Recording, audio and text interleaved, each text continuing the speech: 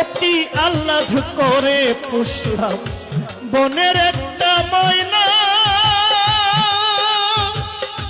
পরের বুলি বলে ময়না আমার কথা কয় না, এই জ্বালাতন আর সহে না, এই জ্বালাতন আর সহে না, জ্বালা কার কাছে সুধা পর কখনো হয় না আপন সাত্তার শাহ অন্তর পুইরা করে ছাই, পর কখনো হয় না আপন অন্তর পুইরা করে ছাই।